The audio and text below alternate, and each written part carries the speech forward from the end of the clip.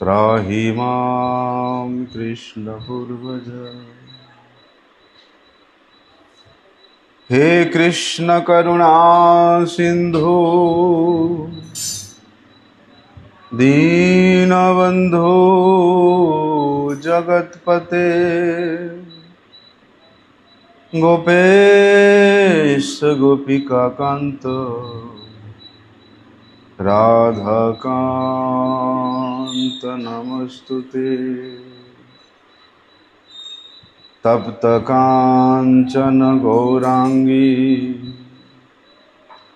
राधे वृंदावनेश्वरी वृषभानुसुते देवी प्रणमामि हरिप्रिये। वन्दे नन्दव्रजस्त्रीणां पादरेणुमवीक्ष्णसः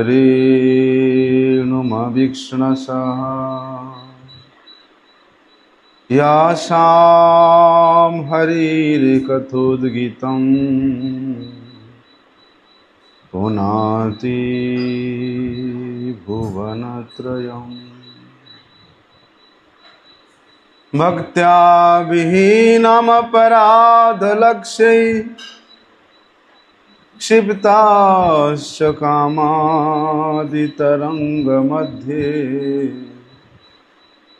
कृपामयि त्वां शरणं प्रपन्नं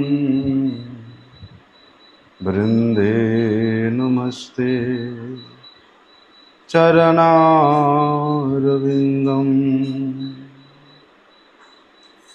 पतितपावन परम करुणामय परम आराध्यतम श्री गुरुपाद पद्म नित्यलीला प्रविष्ट विष्णुपाद परमहंस परिव्राजकाचार्य वर्ज्य अष्टोत्तर शत श्री श्रीमद् शिल भक्ति वल्लभ तीर्थ गोस्वामी गुरु महाराज जी के श्री अभय चरण में साष्टांग दंडवत प्रणाम करते हुए उनकी अहेतु की कृपा प्रार्थना।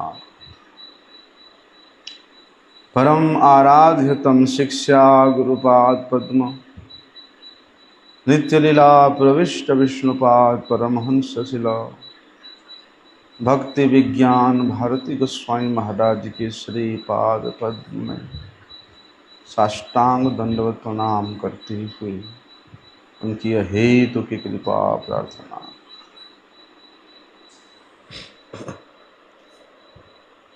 कल हम लोगों ने श्रवण किया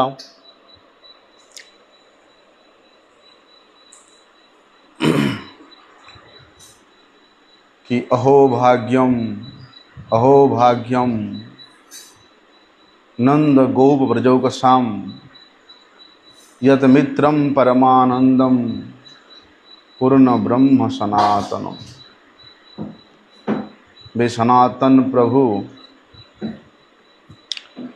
वे पुराण पुरुष प्रभु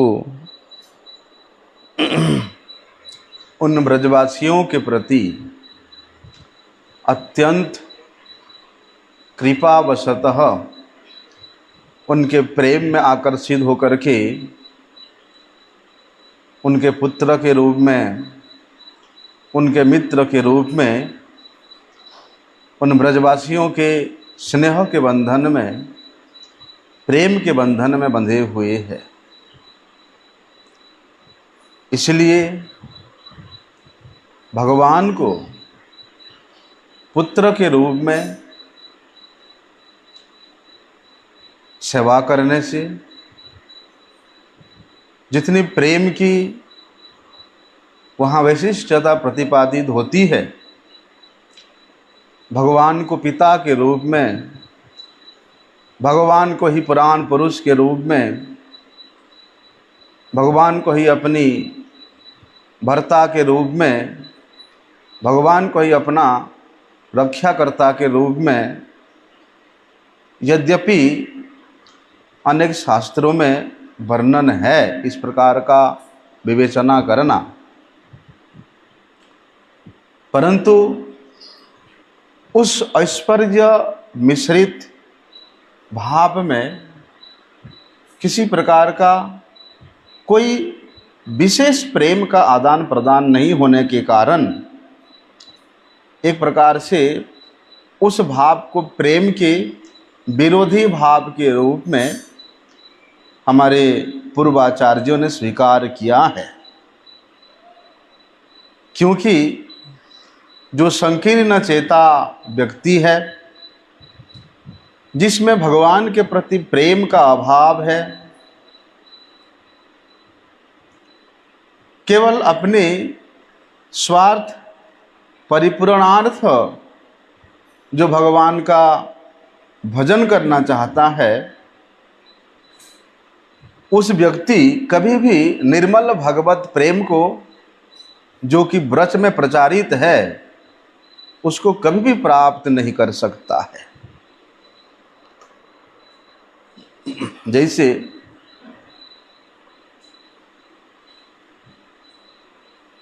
वे पूर्ण ब्रह्म सनातन पुराण पुरुष भगवान नंद महाराज के यहाँ पुत्र के रूप में प्रकट हुए हैं, और नंद बाबा और यशोदा मैया अपनी इच्छा से वे भगवान का सेवा कर रहे हैं, अपनी इच्छा से। और वो इच्छा में, वो प्रेम में ना कोई वेद विहित नियम का आधारशिला है, ना शास्त्रों के विधि विधान मूलक प्रतिज्ञा सूचक है। वहाँ केवल निर्मल प्रेम है। इसलिए भगवान को जो अच्छा लगेगा, अपने पुत्र को क्या अच्छा लगता है, उसका परिकल्पना तो केवल माता ही कर सकती है। पुत्र का क्या इच्छा है, यद्यपि पुत्र अभी बोलने में समर्थ नहीं हुआ है, नहीं बोल पाता है, इतना छोटा है, फिर भी पुत्र क्या चाहता है, माता उसको अच्छी तरह से समझ जाती है कि मेरे पुत्र क्या चाह रहा है, क्या बोलना चाह रहा है। परंतु यदि पुत्र अपने जन्म से पहले अपनी पिता की सेवा करने का प्रयास करेगा, तो संभव नहीं है कि अभी पुत्र का जन्म ही नहीं हुआ तो वो पिता का सेवा कैसे करेगा। यद्यपि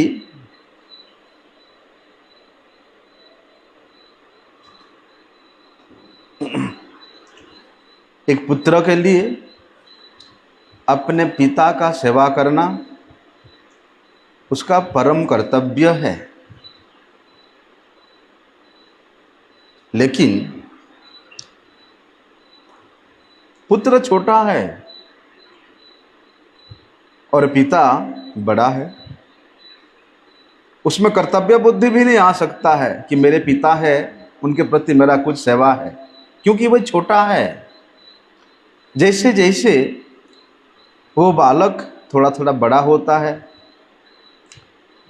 थोड़ा योग्यता प्राप्त करता है, वैसे वैसे पिता के महिमा के विषय में, पिता के श्रेष्ठता के विषय में, पिता के गौरव के विषय में उसको पता लगता है। लेकिन इस समय परिप्रेक्ष्य में वो पुत्र का विवाह हो जाता है और अपने पत्नी से प्रेम होने के कारण या अपने ही पुत्र के प्रति आसक्त होने के कारण वे पुत्र अपने माता पिता का सेवा में अरुचियुक्त हो जाता है, या माता पिता के प्रति जो एक सेवा बुद्धि होता है वो शिथिल हो जाता है।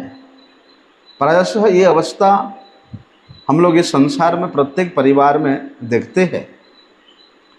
जैसे ही पुत्र का विवाह होता है, उसका परिवार अलग से होता है, अपने पत्नी के प्रेम में, अपने पुत्र के वात्सल्य में वे आसक्त होने के कारण अपनी माता पिता के लिए वो समय नहीं दे पाता, या उनके प्रति अपना जो एक कर्तव्य परायणता है कि माता पिता उनका सेवा करना, वो भी शिथिल हो जाता है। और आजकल तो एक नया सिस्टम शुरू हो गया। अधिकांश लोग अपने माता पिता जैसे ही वृद्ध हो तो मेरे गर्भस्थ शिशु को कष्ट होगा। अभी तो वे पुत्र का जन्म नहीं हुआ है, गर्भ में है, लेकिन तभी से अपने पुत्र के सुख के लिए उनकी तैयारी रहता है, चेष्टा रहता है।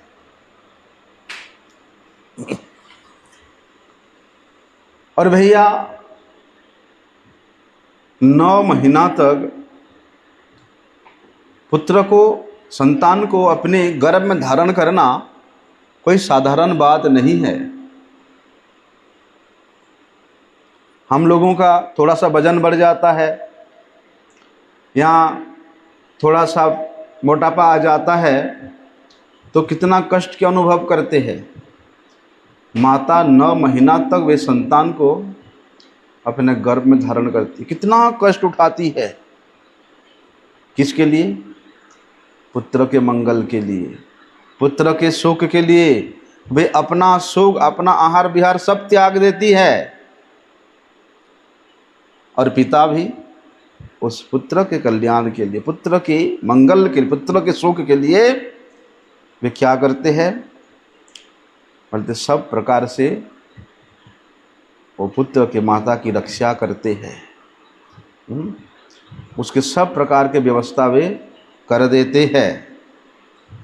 और जैसे ही संतान का जन्म होता है, जन्म होते ही तो भैया माता और पिता अपना संपूर्ण जो स्नेह है, ममता है, ऐसे कि प्राण लगा करके वे अपने संतान की, अपने पुत्र की सेवा करने में लग जाते हैं।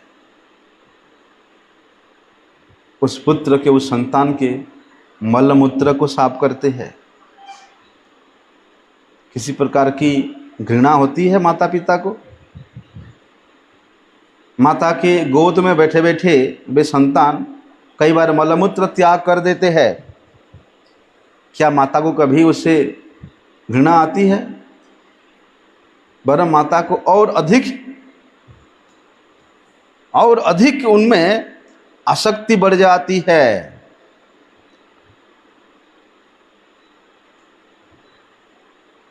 नाराज नहीं होते कभी कि तुमने मेरे कपड़े में जो है मलमूत्र त्याग कर दिया, ये कर दिया, वो कर दिया? कभी नाराज होते हैं माता पिता? कभी नहीं होते हैं, बल्कि अपने पुत्र के स्नेह के कारण और अधिक जकड़ करके अपने हृदय में लगा लेते, आलिंगन कर लेते हैं। इसीलिए यह है स्नेह, यह है स्नेह की परिभाषा। वास्तव में जहाँ पर सेवा का भाव एकदम गाढ़ हो जाता है, प्रगाढ़ हो जाता है, वहाँ अपने सुख सुविधा के लिए लेश मात्र चिंता नहीं रहता है। अपने मान अपमान के लिए थोड़ा भी वहाँ कोई अपेक्षा नहीं रहती है। यह है स्नेह। जहाँ पर सेवा अत्यंत गाढ़ भाव में प्रकाशित होता है, वो स्नेह है। इसलिए अलंकार शास्त्र में विचार करें तो प्रेम की जो गाढ़तर अवस्था है,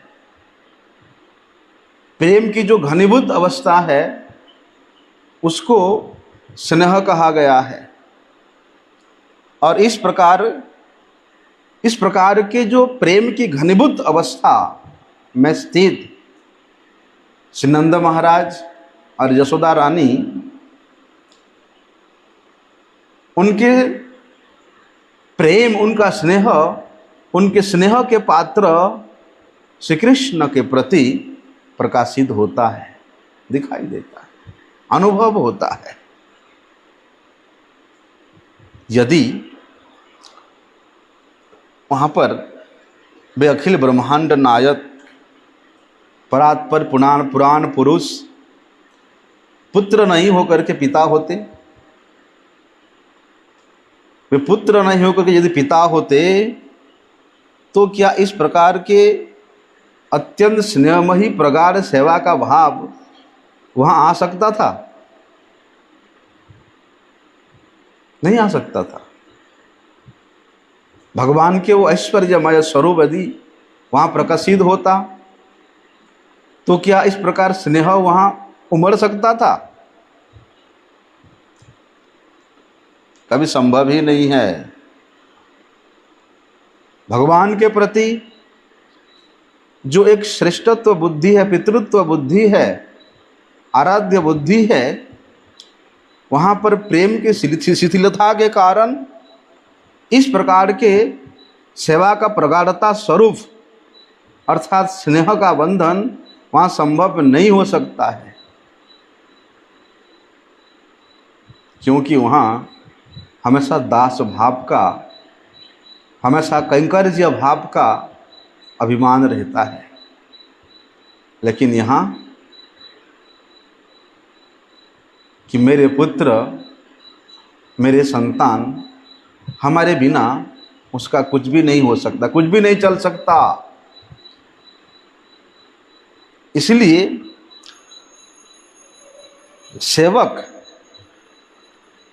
सेवक यदि भगवान का पुत्र होगा,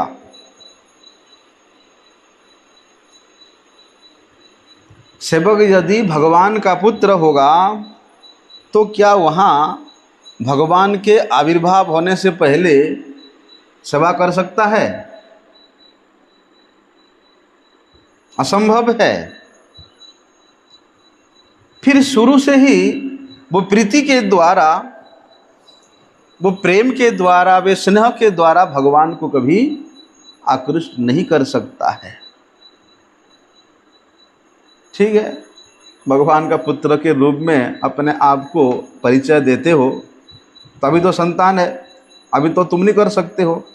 जब उस संतान का, उस पुत्र का बुद्धि थोड़ा परिपक्व होगा तब उससे धीरे धीरे समझ में आएगा कि भैया पिता जो है पूजनीय है।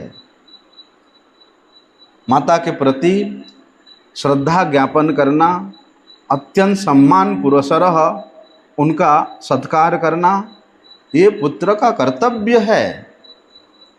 तो पुत्र अपने कर्तव्य बुद्धि से वहाँ पर स्थिर रहता है, प्रेम बुद्धि से नहीं। लेकिन पिता के प्रति पुत्र का जो ये श्रेष्ठत्व बुद्धि है, पूज्यत्व बुद्धि है, क्यों होता है? कई बार देखा जाता है पिता भी है, माता भी है। यदि पिता शराब पीता है, जुआ खेलता है, घर में आके गाली गलौज करता है, तो उस पुत्र के नज़र में भी वो गिर जाता है।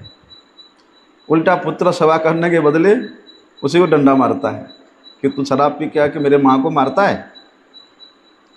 तो पुत्र का पिता के प्रति जो एक कर्तव्य बुद्धि, जो एक श्रेष्ठत्व बुद्धि, जो एक सम्मान की बुद्धि तब होती है जब वो पिता के प्रभाव को देखता है, पिता के श्रेष्ठत्व को देखता है। तो वहाँ एक उसका कर्तव्य परायणता, कर्तव्य बुद्धिमूलक विचार आ जाता है, ना मेरे माता पिता है, उनका सेवा करना मेरा कर्तव्य है। परंतु पुत्र के प्रति माता पिता का जो स्नेह है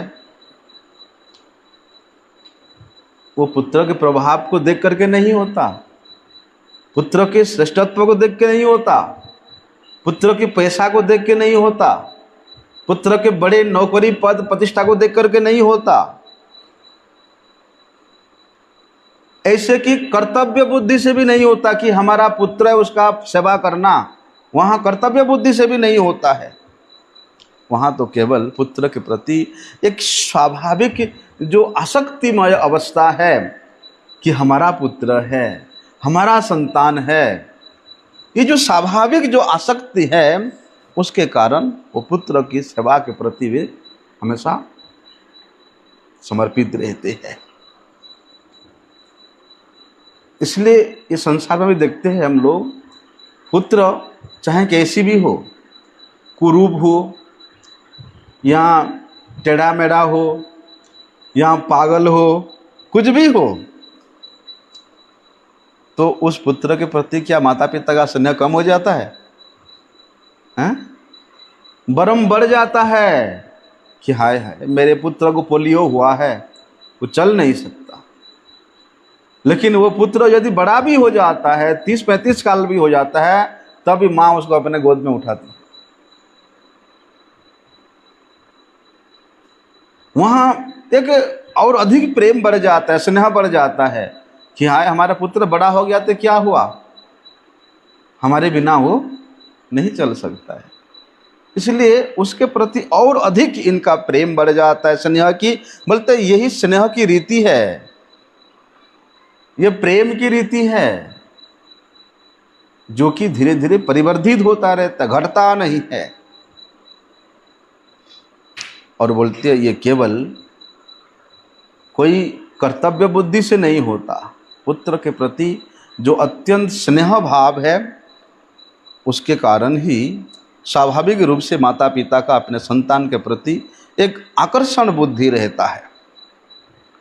और नंद बाबा और यशोदा मैया का भी ऐसी स्थिति है, ऐसी ही महिमा है। भले ही कुछ लोग उस परमेश्वर को परम पिता के रूप में माने, यहाँ भगवान के उस षड़ैश्वर्य पूर्ण उनके विराट स्वरूप को देख करके उनके प्रति आकर्षित होए, लेकिन नंद बाबा और यशोदा मैया का ऐसा भाव नहीं है। उन्होंने अपनी कर्तव्य बुद्धि से भगवान का सेवा नहीं किया, यहाँ कृष्ण के लोकप्रियता को देख करके उनका सेवा नहीं किया, कृष्ण के प्रभाव को देख करके उनका सेवा नहीं किया। कृष्ण के प्रति उनका जो एक स्वाभाविक प्रेम है, उस स्वाभाविक प्रेम के वशीभूत होकर के भगवान उनके पुत्र के रूप में उनके आंगन में खेल रहे, डोल रहे। फिर भी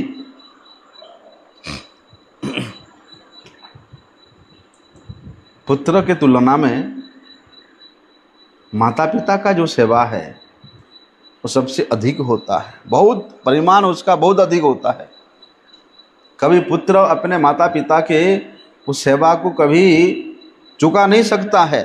कहते हैं ना कि माँ के एक बूंद दूध के ऋण को कभी कोई परिशोध नहीं कर सकता, कोई नहीं सूझ सकता है। माँ का एक बूंद दूध का ऋण कभी कोई नहीं चुका सकता है। यशोमती मैया वे तो अपने लाला कन्हैया को नित्य उस पर ब्रह्म को अपना स्तन पान कराती थी, अपना दुग्ध पान कराती थी। तो क्या उस पर ब्रह्म पुराण पुरुष परमेश्वर सर्व कारण कारणेश्वर यशोदा माता के वे एक बूंद दूध का वो तो कितने साल तक पिलाई है। जब कुरुक्षेत्र में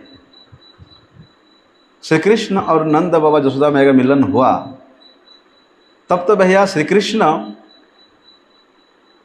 उनके 16,108 पाटरानियाँ थी, 56 करोड़ उनका यदुवंश था, उनका पुत्र पोते परपोते कितने कुछ हो गए थे। फिर भी जब कुरुक्षेत्र में माता और पुत्र का वहाँ मिलन होता है, पुत्र को देखते ही माता के स्तन में दुग्ध स्राव होने लगता है। तो क्या श्री कृष्ण यशोदा माता के वे एक बूंद दूध के ऋण को अभी परिशोध कर सकते हैं? नहीं कर सकते, नहीं चुका सकते। यही है प्रेम, इसका नाम है प्रेम। और जिस प्रेम के सम्मुख, जिस प्रेम के निकट श्री नंद बाबा और जसोदा मैया की महिमा के सामने, वहाँ उस परम ब्रह्म परात्पर पुराण पुरुष का महिमा एकदम स्वल्प हो जाता है, निम्न हो जाता है, शिथिल हो जाता है। इसलिए भगवान तो भगवद गीता में कहते हैं, भैया ये यथा माम प्रपद्यन्ते स्ताम तथैव भजाम्य हम। भगवान का ये जो प्रतिज्ञा है वहाँ भंग हो जाता है, नहीं दे पाते भगवान। जो जिस प्रकार से मेरा सेवा करता है, मेरा भजना करता है, मैं उसी प्रकार से उसको करता हूँ। लेकिन जहाँ इस प्रकार नंद बाबा और जसोदा मैया की प्रेम की बातें आता है, श्री कृष्ण नहीं दे सकते वो प्रेम नंद बाबा जसोदा मैया को, जो उन्होंने श्री कृष्ण के प्रति अर्पण किया, जो स्नेह अर्पण किया। इसलिए श्री कृष्ण वहाँ ऋणी हो गए हैं। वे ऋण को कभी नहीं चुका सकते हैं। इस प्रकार के ऋण नंद यशोदा के सम्मुख कि वो कभी चुकाया नहीं जा सकता। वे अपरिशोच्य है, अपरिशोध्य है, कभी उससे वे ऋण नहीं हो सकते हैं। तो इस प्रकार के प्रेम के द्वारा आबद्ध होकर के वो जो स्नेह पास के ऋण का बंधन है, या इन ब्रजवासियों के और विशेष करके नंद बाबा जसोदा मैया के जो सेवा की चमत्कारिता है, श्री कृष्ण के प्रति उनके स्नेह, ममता और प्रीति का जो पराकाष्ठा है, वहाँ भगवान के पितृत्व भाव में कभी संभव हो सकता है कि भगवान सबके पिता है? इस भाव में कभी ये संभव हो सकता है? नहीं हो सकता। यदि भगवान को इस प्रकार नंद बाबा जसोदा मैया जैसे वात्सल्य भाव में अपराणित होकर के उनका सेवा किया, उस भाव में ही केवल ये संभव है। और अन्यथा प्रेम की पराकाष्ठा भगवान के पितृत्व भाव में कभी आ ही नहीं सकता। भगवान को पिता मानने का जो भाव है उसमें ये आ नहीं सकता।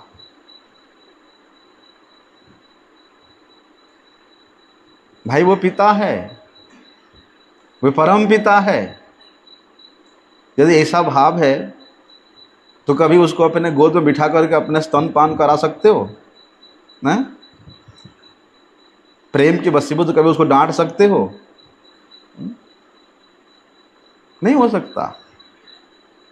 इसलिए संभव ही नहीं है। इसलिए जहां पर जीव भगवान को केवल पिता के रूप में, अपनी रक्षाकर्ता के रूप में मानता है, या मान लो माता के रूप में कल्पना करता है, आता है ना, तमैव माता च पिता तमैव, तमैव बंधुश्च सखा तमैव। अर्थात भगवान को माता पिता मान रहा है, मतलब भगवान से दोहन करना है, भगवान से लेना है कि भाई तुम माता पिता हुए हो और हम तुम्हारे संतान हैं, तो हमारा अभाव पूर्ण करो हैं? तो जहाँ पर भगवान को माता पिता के रूप में जो लोग स्वीकार करते हैं, जो लोग आराधना करते हैं, वहाँ भगवान को देने का भाव नहीं रहता है, वहाँ केवल लेने का भाव रहता है। लेकिन प्रत्येक घर में देखा जाता है, जो संतान होता है वो माता पिता से ही मांगता रहता है, और उसी पड़ोसी से नहीं मांगता। कोई वस्तु की जरूरत पड़ता है तो माता पिता से ही मांगता है।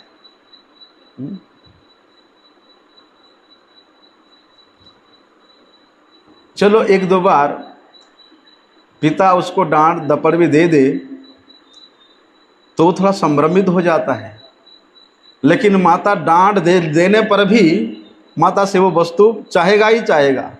मार ले जितना मारना है, लेकिन मुझे देना ही पड़ेगा तुमको। हाँ, माता मना नहीं कर सकती है। ये चाहिए, वो चाहिए, रुपए चाहिए, खजाने चाहिए, भोजन चाहिए, पानी चाहिए, कुछ भी चाहिए है, क्योंकि वो माता पिता के प्रति वो संतान का वहां एक करुण पुकार होता है।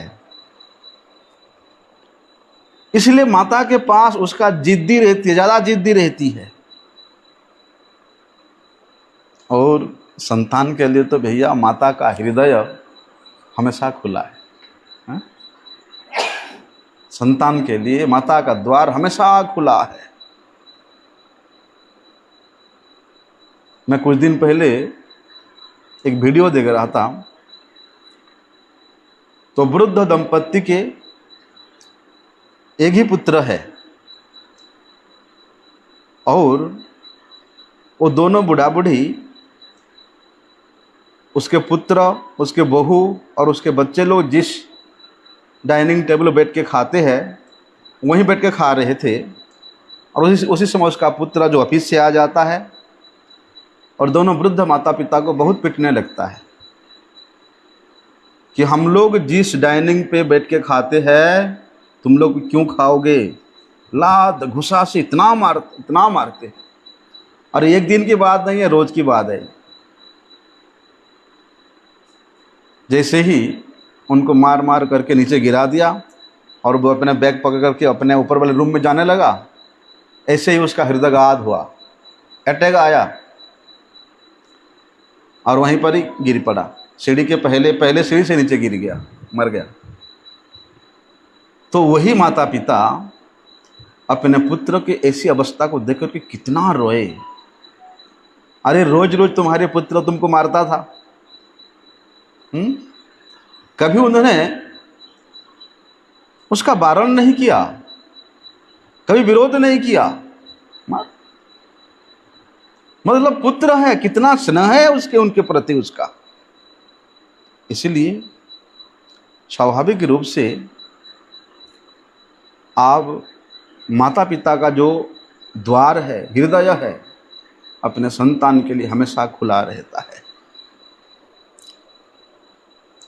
जो लोग सकामी लोग हैं, भगवान का भजन करेंगे, सेवा करेंगे, बदले में भगवान से कुछ चाहेंगे ना। ऐसे जो सकाम संप्रदाय के लोग हैं वो लोग भगवान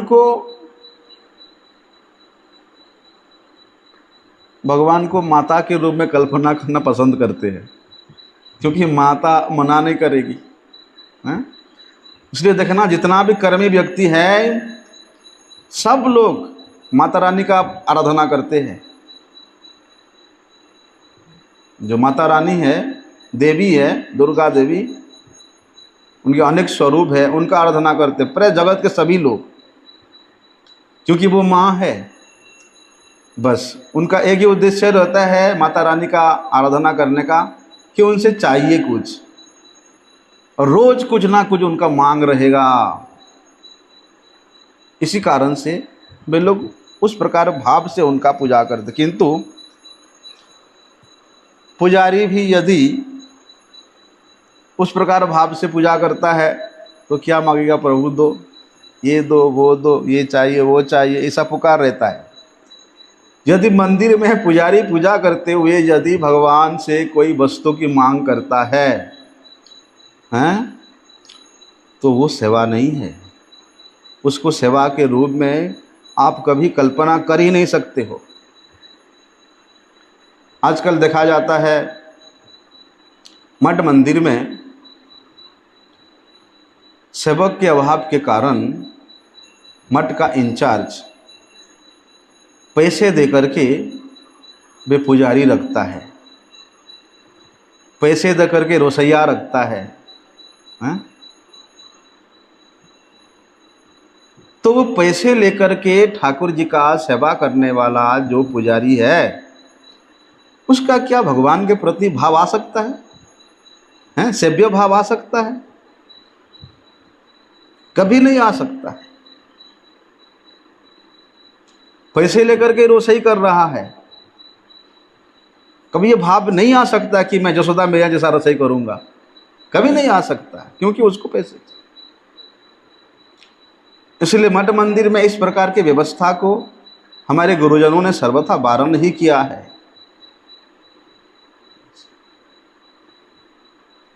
लेकिन कली का प्रभाव धीरे धीरे बढ़ता जा रहा है। कोई भी निष्कपट रूप से केवल भगवान का भक्ति करने के लिए नहीं आता है, कुछ ना कुछ इच्छा पूर्ति का आकांक्षा लेकर के मठ मंदिर में आते हैं। ये दोगे तो करूँगा, वो दोगे तो करूँगा, ऐसे करूँगा, ऐसे। इसीलिए जहाँ पर इस प्रकार ले करके सेवा करने का भाव रहता है, उसको सेवक धर्म नहीं कहा जाता है, उसको सेवा धर्म के रूप में हम लोग कभी स्वीकार ही नहीं कर सकते हैं। चाहने का जो धर्म है, मांगने का जो धर्म है, वो सेवा धर्म नहीं है। सेवा तो भैया देना होता है। जो देने का धर्म है, अपना सर्वस्व अर्पण करने का जो धर्म है, वो सेवा है। चाहने का धर्म सेवा नहीं, मांगने का धर्म सेवा नहीं। इसलिए श्रीमन महाप्रभु जी ने हम लोगों को क्या शिक्षा दिया? शिक्षा ष्टक में, न धनम न जनम न सुंदरीम कविताम वा जगदीश कामये मम जन्मनि जन्मनीश्वरे भवताद भक्तिर अहेतुकी त्वयि। कि हे भगवान, हे जगदीश, आपसे, विशेष करके आपसे मैं किसी प्रकार की धन की, जन की, प्रतिष्ठा की, शिष्य की कामना नहीं करता हूँ। कि हे भगवान, मैं आपके शरणागत हुआ हूँ, अब मेरा भी थोड़ा प्रतिष्ठा बढ़ा दीजिए, मेरी भी थोड़ा शिष्य संख्या बढ़ा दीजिए, मेरा भी मठ मंदिर संख्या बढ़ा दीजिए, मेरा भी थोड़ा प्रतिष्ठा हो जाए। हैं? यदि किसी के हृदय में इस प्रकार की आकांक्षा है, तो वे कभी सेवक धर्म में प्रतिष्ठित हो ही नहीं सकता है। और जहाँ सेवक का धर्म केवल सेवा रूपी व्रत होना चाहिए, वो कभी उसके हृदय में नहीं आ सकता। वो किसी को फिर सेवक बना नहीं सकता भगवान का। सेव्य वस्तु के प्रति वे कभी किसी का नियोजित नहीं कर सकता। भले ही बाहरी दृष्टि में देखने में लगता है कि ठीक है, वो गुरु का कार्य कर रहा है, शिष्य बना रहा है, लेकिन जब स्वयं सेवा का आचरण नहीं किया है, वे कभी भी अपने अनुगत जनों को सेवक नहीं बना सकता, सेव्य धर्म में प्रतिष्ठित नहीं कर सकता है। इसलिए प्रैक्टिकली अपने जीवन में जिन्होंने सेवा का आचरण किया है, हमने हमारे गुरुजी के परम पावन चरित्र में सुना है। उस मंदिर में जहाँ चारों तरफ जंगल ही जंगल है और उस जंगल में बड़े बड़े सांप रहते हैं, वहाँ वो मंदिर बना हुआ है। जिस दिन उनके गुरुजी ने वहाँ पूजा करने के लिए गुरुजी को भेजा, तो वहाँ पहले से जो एक सेवक था, वो तो सुजोग चाहता था कि कोई आए और मैं यहाँ से छुटकारा पाऊँ। जैसे गुरुजी वहाँ सेवा करने के लिए गए, गुरुजी को भेजा गया था पूजा करने के लिए, रोसे करने वाला और कोई था। वो चाहता था कि भी कोई आए, ठाकुर जी का सेवा का भार ले और मैं यहाँ से चलूँ। जैसे गुरुजी गए, वो चला गया वहाँ से। अब गुरुजी वहीं पर उस स्थान में रह करके अकेले सेवा करना, पूजा करना, श्रृंगार करना, ठाकुर जी का रोसई करना। उस समय तो भैया कोई गैस चूल्हा नहीं था, हैं, ऐसे जंगलों से सूखे पत्ते पत्ते ला करके रोसई करके भोग लगाना पड़ता था। करो ऐसा आचरण। हमारे गुरुजी हमेशा उनके गुरुजी की अर्थात हमारे परम गुरुजी के आदेश के लिए हमेशा अपेक्षा करते रहे थे कि मेरे गुरुजी मुझे आदेश दे कि मैं क्या सेवा करूं। स्वाभाविक रूप से वे सेवक का धर्म गुरुजी में प्रतिष्ठित होने के कारण वे देखते हैं अभी मंगल आरती हो गया और अभी ठाकुर जी का बाल्य भोग बनने वाला है, लेकिन जो रात्रि का बर्तन है वो साफ हुआ नहीं है, रसोई घर साफ हुआ नहीं है, हैं?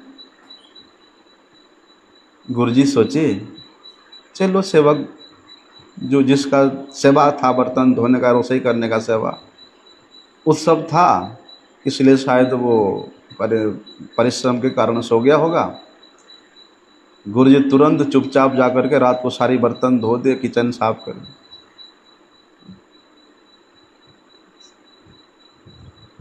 तो इस प्रकार जो सेवक है, जो सेवक धर्म में प्रतिष्ठित है, वही ही अपने अनुगतों को सेवक बना सकता है।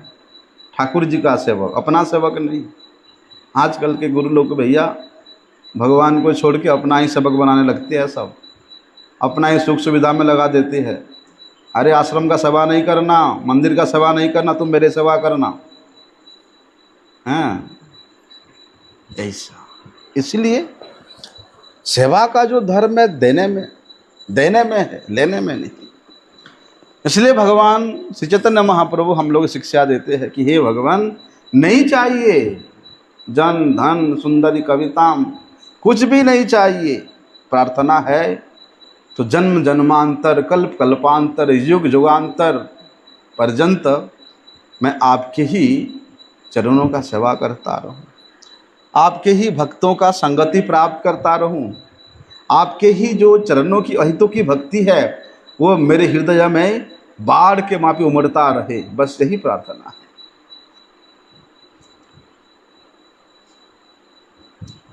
भाई संतान है तो चाहेगा ही ना, संतान है, ये जो चाहने का धर्म है, संतान तो चाहेगा ही, माता पिता से चाहेगा, है? यदि यही धर्म सेव्य का हो जाए, हम जिसका सेवा करते उसका हो जाए, यदि भगवान बोले पुजारी प्रभु आज ना ये ड्रेस पहनने का इच्छा ये वाला पहनाओ, आज ये खाने का इच्छा ये बनवाओ, तब तो क्या आनंद है। यदि सेव्य तुमसे चाहने लग जाए, यही तो प्रेम है। अभी सनातन गोस्वामी के पीछे पीछे तो आगे मदन मोहन जी, अच्छा खासा मथुरा में चौबे के घर में खीर पूरी खाने को मिलता था, हैं? अब बाबा को वहाँ दर्शन करने जाते थे, बाबा के पीछे पीछे आ गए कि बाबा मैं तुम्हारो शादी रहूँगो। और जिसके घर में जो बूढ़ी माता जी सेवा करती थी, उनका भी इच्छा था कि बाबा लाला को ले जाए सेवा करे, क्योंकि मैं वृद्ध हो गया हूँ, कौन सेवा करेगा। अभी सनातन बाबा ले तो गए मदन मोहन जी को, वो साथ में चले तो गए, वो तो भैया कभी इस पेड़ के नीचे एक दिन, उस पेड़ के नीचे एक दिन, हैं? कभी कुछ ब्रजवासी के घर में मिला तो खा लेते थे, नहीं तो जमुना जी का पानी पी करके सो जाते थे। तो ऐसे ही लाला कन्हैया मदन मोहन जी बोलते हैं, बाबा ये क्या रोज रोज आटे को गोल करके आग में जला करके ऐसे ही खिला देते हो? अरे नमक तो दे दिया करो, कम से कम गले से तो नीचे उतर जाए। बिना नमक के ऐसे आटे के गोला खिला देते हो, क्या प्रेम। बाबा कहते हैं, कन्हैया मैं तो ठहरा फक्कड़ बाबा, देखो तुम्हारे सामने ही हूँ। आज नमक मांगोगे, कल चटनी मांगोगे, परसों बोलोगे देसी घी का माल बनाओ, कहाँ से लाऊंगा मैं? भैया तुमको प्रणाम, मैं जैसे रह रहा हूँ ऐसे रहना तो रहो, नहीं तो जाओ वहाँ। कैसा प्रेम देखो। यदि सेव्य वहां तुमको मांगने लग जाए, यदि प्रेमास्पद का धर्म हो जाए अपने प्रेमिक के पास कुछ चाहने का, कुछ मांगने का, तब तो भैया वो प्रेममय हो जाता है वो वातावरण। वहां प्रेम की पराकाष्ठा की स्थिति हो जाती है। तब भगवान संतान के भूमिका में उपस्थित रह करके उनकी केवल चाहिए की मांग रहती है, ये चाहिए वो चाहिए। तो भक्त के पास ये भगवान मांगते हैं, भगवान चाहते हैं, तो इससे भक्त के अहो भाग्य और क्या हो सकता है। माखन चाहिए, पनीर चाहिए, लड्डू चाहिए, खिलौने चाहिए, खेलने के लिए कुछ दोस्त तो दे ला लिया। बाबा अकेले अकेले रहता हूँ, कोई खेलने वाला नहीं है। बाबा बोलते हैं क्या मुझे शादी कराना चाहते हो, हैं बच्चा पैदा कराना चाहते हो मेरे से? तुझे प्रणाम भैया, तू जा वहीं पर। हैं यदि भक्त से भगवान चाहने लग जाए, आहा क्या बताए। और बोलते हैं भक्त भगवान के ये जिद्दी को सुनना चाहता है। कैसे जिद्दी? जैसे एक छोटा सा बालक अपने माता पिता से जिद्दी करता है, ये चाहिए वो चाहिए, मैया आइसक्रीम आया है, आइसक्रीम चाहिए ही चाहिए, कुछ भी बोलो आइसक्रीम चाहिए ही चाहिए। यदि ऐसे भगवान भक्त के पास मांगने लग जाए और भक्त भगवान के इस चाहत को, अपने सेव्य के इस इच्छा को पूरा करने में अत्यंत उत्कंठा के साथ लग जाए, तब तो वहां प्रेम की परंपरा काष्ठा हो जाता है। केवल भगवान के सुखार्थ, सेव्य के सुखार्थ वहां उसका प्रत्येक चेष्टा हो जाती है। वहां प्रेम की नदी उमड़ने लगेगी। और नंद बाबा और यशोदा मैया का बिल्कुल ऐसे ही प्रेम का धर्म उनमें प्रज्वलित था। कन्हैया बोल के तो गया, मैया आज जा रहा हूं, परसों आ जाऊंगा। मन कैसे मानेगा लाला, एक निमिष काल भी इन आंखों से तुझे दूर करके मैं नहीं रह सकती हूं, और तू कहता है परसों आ जाऊंगा। परसों तो क्या तेरे मैया के इस पिंड में आत्मा रहेगी जिसको तू मैया मैया बुलाएगी। कन्हैया गया, परसों की जगह में बरसों बीत गया।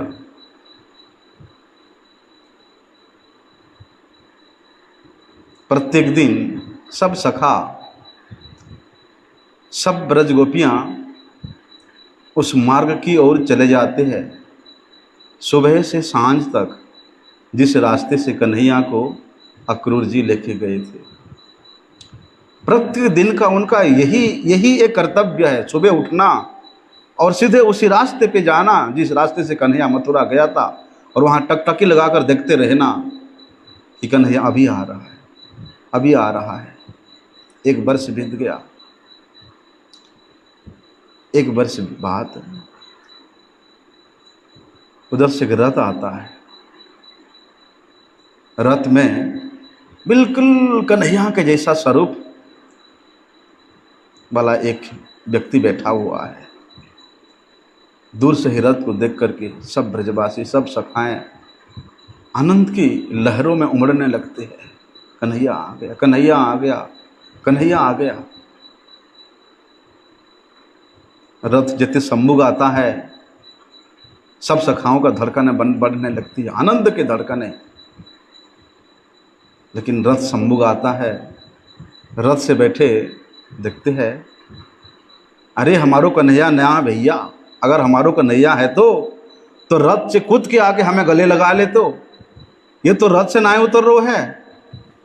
तो कोई सखा बोल रहे, अरे लाला अब भैया वो राजा बन गो है, हमारे कन्हैया राजा बन गो है, द्वारिका को राजा है, तुम्हारे हमारे मापी थोड़ी ना है उतर के आवे गो।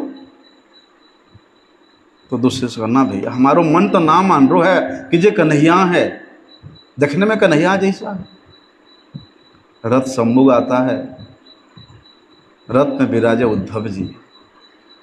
उद्धव जी बड़े गंभीर वाणी से संभ्रमित शब्दों के द्वारा उन सखाओं को कहते हैं, अरे लालाओं, क्या तुम लोग मुझे बता सकते हो नंद बाबा और जशोदा माँ का महल किधर है?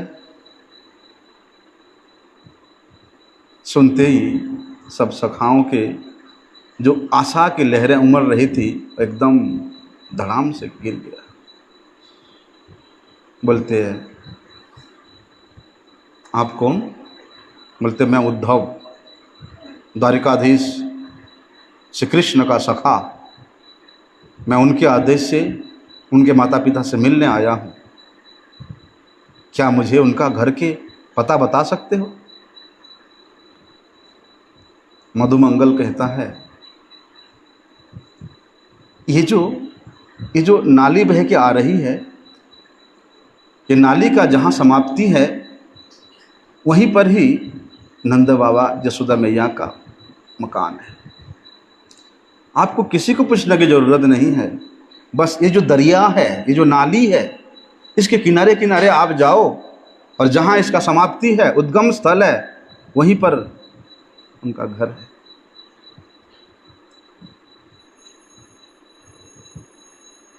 उद्धव जी वहाँ पहुँचते हैं। वे नाली का उद्गम स्थल कोई उस गोपपुर के घरों का पानी नहीं था,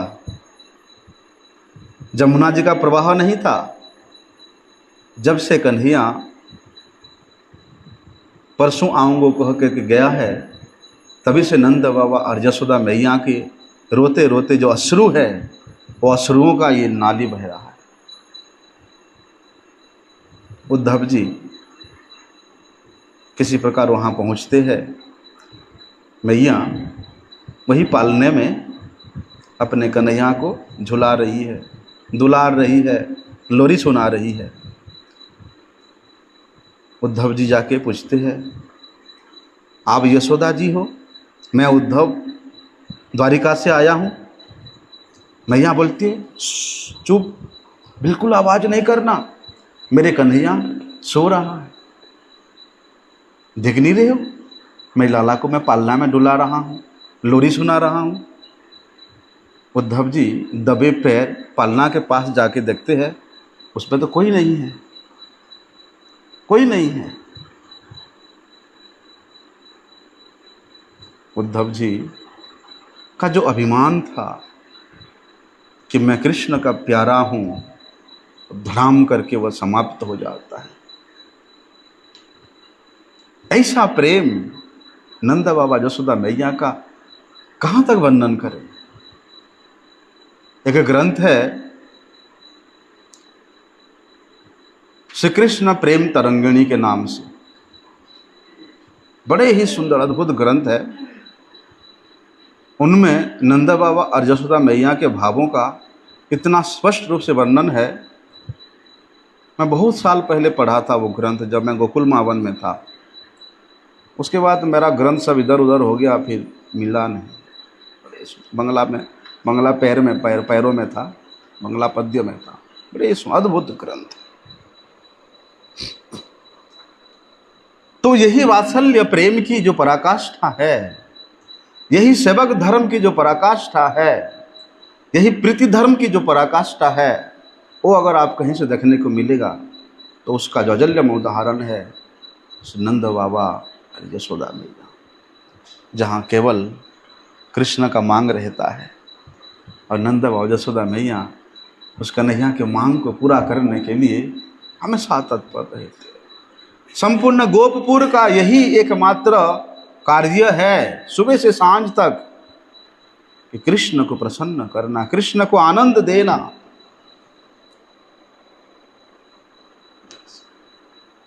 बड़े अद्भुत भाव। कुछ लोग क्या करते हैं, ढोंग रचाते हैं, नाटक करते हैं। कैसा नाटक? श्री कृष्ण सेवा करने का नाटक करते हैं और कृष्ण से चाहते हैं कि प्रभु हमारा ऐसा कर दो, हमारा वैसा कर दो, हमें ये चाहिए वो चाहिए। मानो ऐसा सोचते हैं कि कृष्ण जो है बगीचे के माली है और वो खेत के पास में जाकर जो चाहते हैं वो उनको मिल जाए। कृष्ण को उन लोगों के हर मांग को पूरा करना पड़ता है, देखना पड़ता है। ये प्रेम है। यहाँ तो प्रेम का, यहाँ तो सेवा का, यहाँ तो अपनत्व का कोई अस्तित्व ही नहीं दिखाई दे रहा है।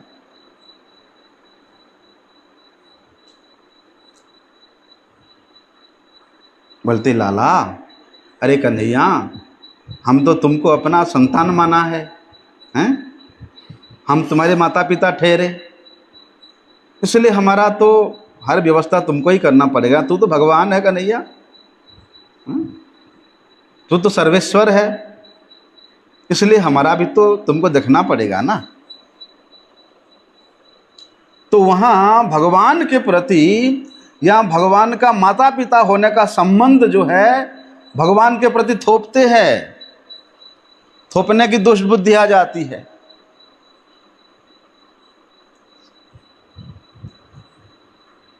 अरे तुम उसके माता पिता हो और उनसे चाहते हो तो तुम्हारा संतान है छोटा सा। भगवान के प्रति वो संबंध थोपते हैं, लेकिन कहते हैं भाई विचार करें, एक संतान के लिए उसके माता पिता सबसे बड़ा नौकर है कि नहीं?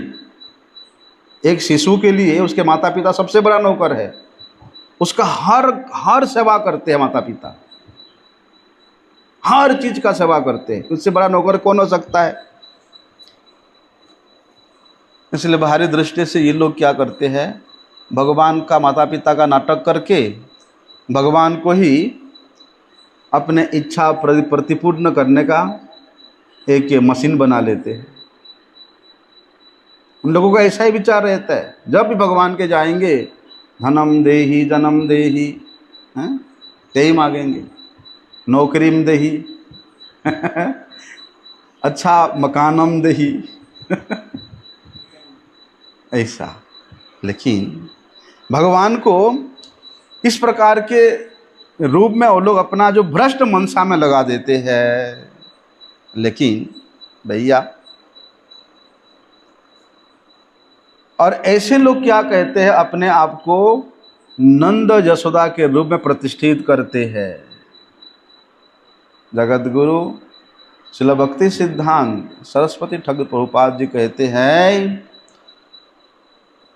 बोलते नंद बाबा और यशोदा मैया की कृपा से उनके अनुगत्य में रह करके जीव जो है इस प्रकार के दुष्ट मनसा से, दुष्ट बुद्धि से मुक्त हो सकता है।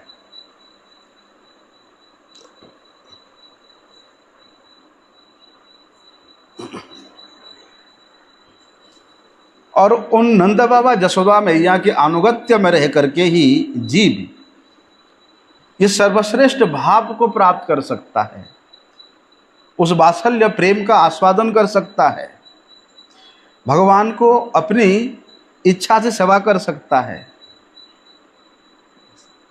दुष्ट बुद्धि लेकर के नहीं। वास्तव में वहीं पर ही जो वास्तविक सेवा का सौंदर्य है वो प्रकाशित हो सकता है। इसलिए जो ये शुद्ध भक्ति के आचार्य गण हुए हैं, उन्होंने अपने अनुगत जनों को अपने शिष्य परंपरानुक्रम से हमेशा वात्सल्य भाव से ही श्री कृष्ण का विग्रहों का सेवा करने का निर्देश देते हैं। वात्सल्य भाव से सेवा करो, आत्मवत सेवा करो कि भैया तुमको जैसे सुख सुविधा चाहिए उसी प्रकार का आत्मभाव रख करके तुम उन विग्रह गणों का सेवा करो। नहीं तो जैसे सेवक का बनियागिरी का भाव रहता है कि भगवान ये करोगे तो मैं वो दूंगा, हैं?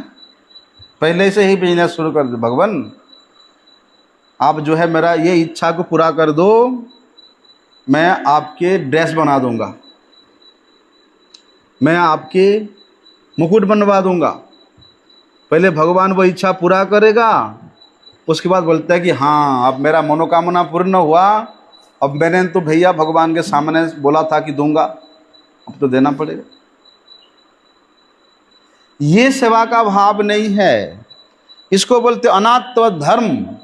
अनात्म धर्म में रह करके आप कभी भी आत्मधर्म में प्रतिष्ठित नहीं हो सकते हो।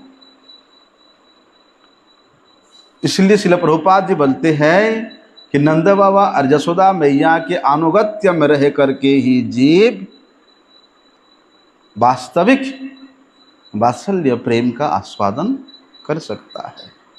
आगे का विषय हम लोग कल श्रवण करते हैं।